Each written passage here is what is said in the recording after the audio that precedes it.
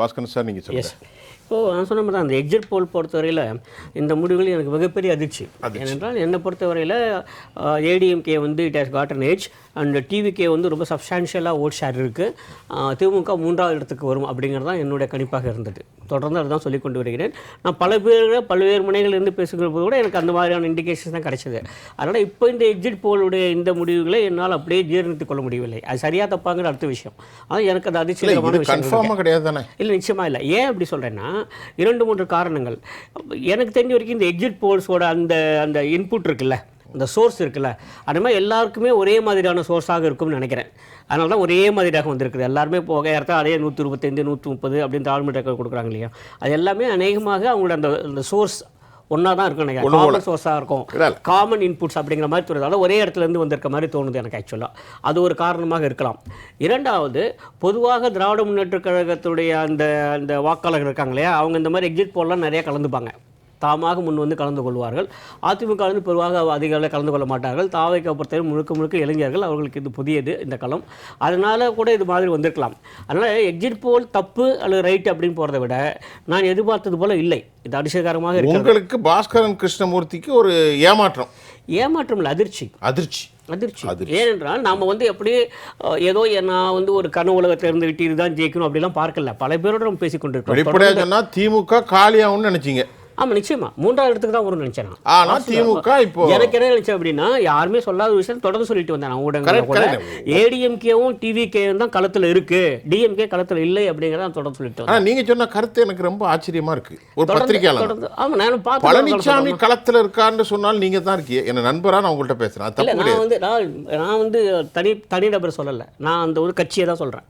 ஏடிஎம்கேங்கிற ஒரு கட்சி, அந்த இரட்டையில என்கிற அந்த ஒரு சின்னம், எம்ஜிஆருடைய ஜெயலலிதாவுக்கு இருக்கக்கூடிய அந்த செல்வாக்கு இன்னமும் அப்படியே இருக்கிறது. அது குறைந்து போய்விட்டதான்னு தெரியவில்லை. சரிங்களா? இல்லை, அவர் செய்தெல்லாம் சரி நான் சொல்ல வரல.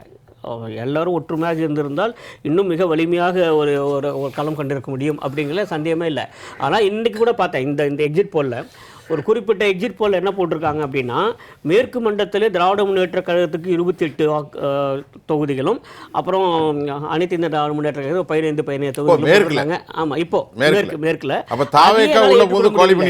அதையெல்லாம் ஏற்றுக்கொள்ள முடியல. நான் என்ன சொல்லியிருந்தேன், ஏற்றுக்கொள்றதுக்கு இல்லை, வர்றதுன்னு சொல்கிறேன். இல்லை, அதான் அவங்க சொல்லியிருக்கிறது. அது ஏன் அதில் என்ன தப்பு வருது எனக்கு தோணுது அப்படின்னா, எனக்கு தெரிஞ்ச மேற்கு மண்டலத்தில் ஏதாவது ஒரு 10 15 தொகுதி வரைக்கும் திமுகவுக்கு டெபாசிட்டே கிடைக்காதுன்னு சொன்னேன் நான். சரிங்களா? ஏன்னா அங்கேருந்து வரலாம் அப்படியே சொன்னாங்க. ஏன்னா திராவிட முன்னேற்றங்கள் ஒன்றுமே இல்லை, அங்கே முழுக்க it is a battle between ADMK and TVK அப்படிங்கிற மாதிரி தான் எனக்கு கிடைத்த செய்திகள்லாம். அதுக்கெல்லாம் மாறாக இருக்கிறது அப்படிங்கிற போது உண்மையிலே என்னுடைய கணிப்பு மிகவும் தவறாக சென்றிருக்கிறது இதுவரையில் அப்படின்னு தான் தோணுது. அவ்வளோதான். இப்போது இந்த எக்ஸிட் போல் பொறுத்த வரைக்கும் நான் தொடக்கத்திலே சொன்னேன், இது வந்து எனக்கு ஒரு வித அதிர்ச்சி, 2வது நம்பிக்கை இல்லை. ஆமாம், அதில் எனக்கு உடன்பாடு இல்லை இந்த எக்ஸிட் போலில்.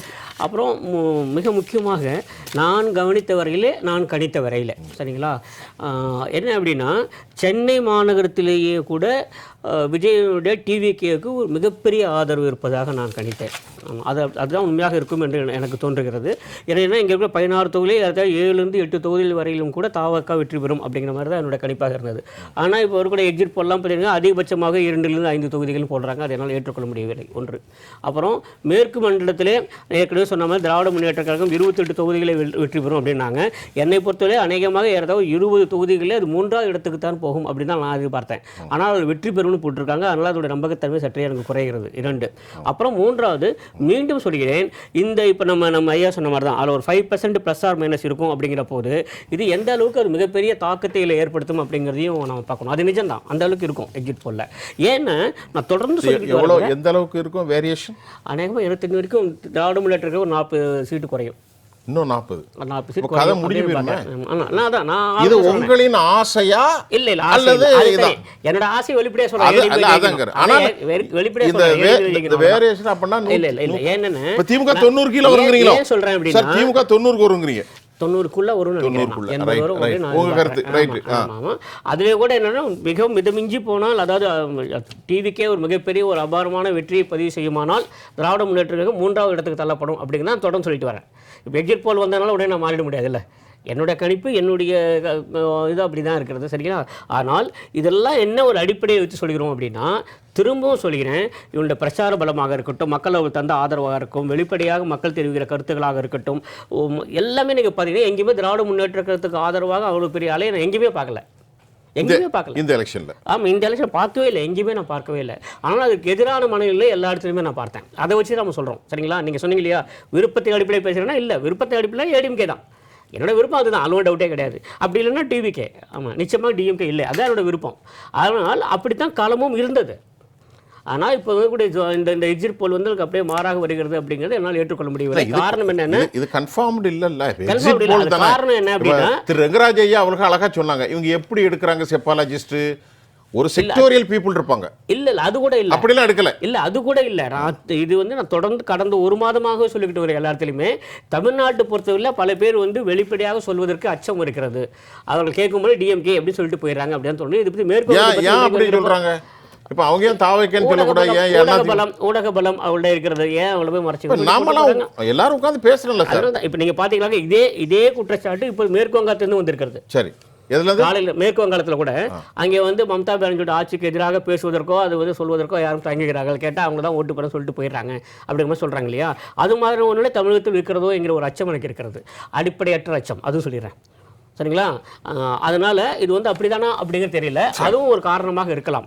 அதனால் இந்த எக்ஸிட் போல் மாதிரியே அப்படியே தேர்தல் முடியும் வருங்கிறது எனக்கு இப்போதைக்கு நம்பிக்கை இல்லை. முக்கியமான ஒரு செய்தி, இது வந்து ஒரு அடிப்படையற்ற ஒரு வாசம் தான். இட்ஸ் பியூர்லி கஸ் ஒர்க். என்ன அப்படின்னா, இது எல்லாமே டிஎம்கே செட் பண்ணியிருக்க ஒரு நெரேட்டிவ். இந்த ஒப்பீனியன் போல் எக்ஸிட் போடலாம். ஏன் அப்படின்னா, நாளைக்கு தேர்தலே அவர்கள் தோல்வி வருகிற போது அவர் சொல்லிக்கொள்ளலாம், ஒப்பீனியன் போல் எங்களுக்கு ஆதரவு வாங்குது, எக்ஸிட் போல் இப்படி ஆதரவு வாங்குது, தேர்தல் ஆணையம் ஏதோ மோசடி செய்துவிட்டது என்று சொல்லி தப்பித்துக் கொள்வதற்காக ஒரு ஒரு ஒரு யுக்தியாக இதை பார்க்குறேன். முதல்ல ஆனால் இது அடிப்படையற்ற ஒரு வாதம், அது நான் சொல்லிக்கிறேன். இதுக்கு வந்து ஒரு பேஸ்லெஸ் ஆர்குமெண்ட் தான். சரிங்களா? ஆனால் அப்படி செய்யக்கூடிய திறமை பெற்றவர்கள் தான் அவங்க. அதனால இது எல்லாமே வந்து ஒரு மாதிரி ஒரு ஃபேப்ரிகேட்டட் போலாம் இருக்கலாமோ.